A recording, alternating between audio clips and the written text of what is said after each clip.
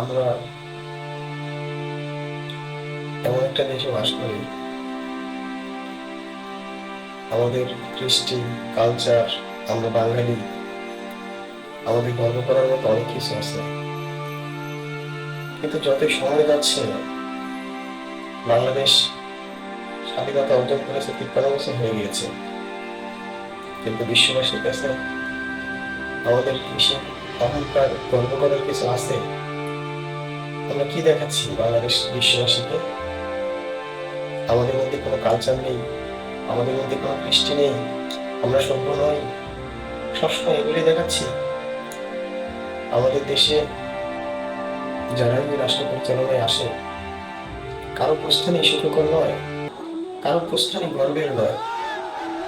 কেন নয় জানি না, কেন তাদের প্রস্থান গর্বের হচ্ছে না তাও জানি না। কিন্তু আমরা যারা সাধারণ মানুষ,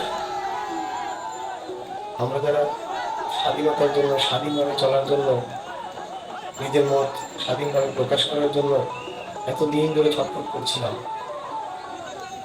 যারা নিজের মতামত প্রকাশ করতে পারিনি বিধায় নতুন করে যুদ্ধ করতে হলো, শত শত প্রাণ দিতে হলো, রক্তের বিনিময়ে আমরা ফ্যাসিবাদ থেকে মুক্ত হলাম। কিন্তু এ দেশ থেকে কি কখনো ফ্যাসিবাদ মুক্ত হবে? যারাই ক্ষমতার কাছাকাছি আসে তারাই কেন জানি ফ্যাসিবাদী হয়ে ওঠে।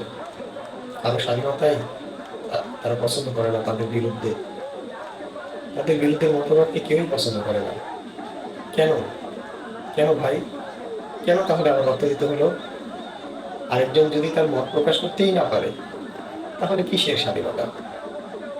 আর এই ধানমন্ডি ৩২ কি শুধুই ধানমন্ডি ৩২? শুধুই আওয়ামী লীগের?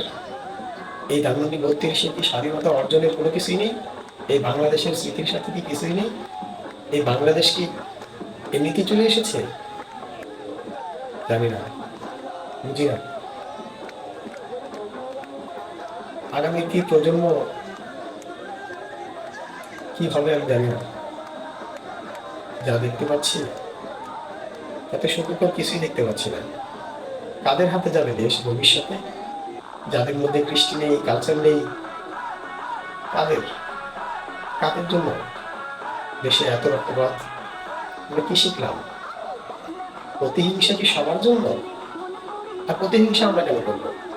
আমরা তো ভালো, আমরা তো সভ্য, আমরা তো স্বাধীন, আমরা তো মুক্ত বাক্য পছন্দ করবো, নিজে মত প্রকাশ করতে চাইবো।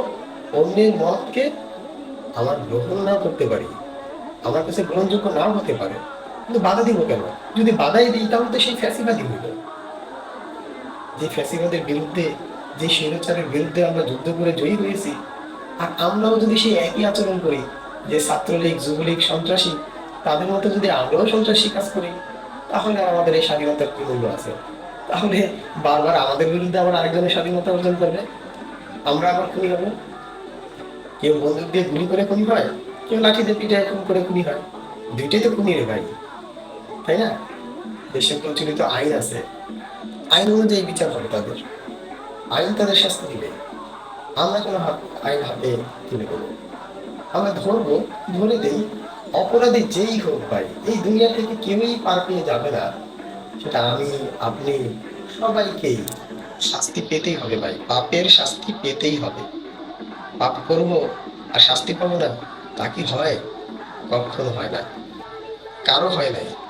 আপনি পিছনের ইতিহাস দেখেন, বঙ্গবন্ধুর পরিণতি কি নির্মম হয়েছিল, জিয়াউর রহমানের পরিণতি, এরশাদ সাহেবের পরিণতি, বেগম জিয়ার পরিণতি, সর্বশেষ আপনাদের চোখের সামনে শেখ হাসিনার পরিণতি। ভাই, কেউই অন্যায় করে পার পেয়ে যাবে এটা হতে পারে না। পৃথিবী এরকম জায়গা, প্রকৃতি তার নিজের মতো করে শোধ নেয়। যে ফ্যাসিবাদের বিরুদ্ধে আমরা যুদ্ধ করে জয়ী হয়েছি, আমরা যেন ফ্যাসিস্ট না হয়ে যাই। আসলে কেন জানি আমাদের এই বাংলাদেশের ক্ষমতার আশেপাশে যারাই আসে, তারা না কেন জানি ফ্যাসিস্ট হয়ে যায়। অন্যের মতকে, নিজেদের বিরুদ্ধে কোনো মতবাদকে পছন্দই করতে পারে না। ঠিক আছে না? আরে, যারা শেষ হয়ে গেছে ভাই, এরা তো শেষ হয়ে গেছে, এরা আবার কোমর সোজা করে কবে দাঁড়াবে তার ঠিক নেই।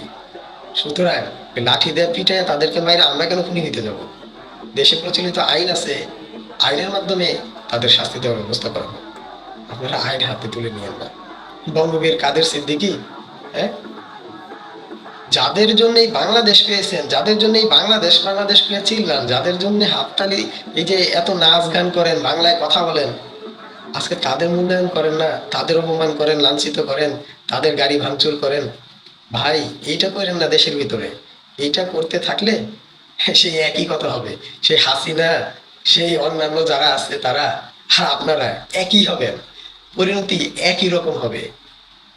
প্রকৃতি কাউকে ছেড়ে দেবেন না, আল্লাহ ছাড় দেন, ছেড়ে দেন না। ভালো থাকবেন সবাই। আসসালামু আলাইকুম রহমতুল্লাহ।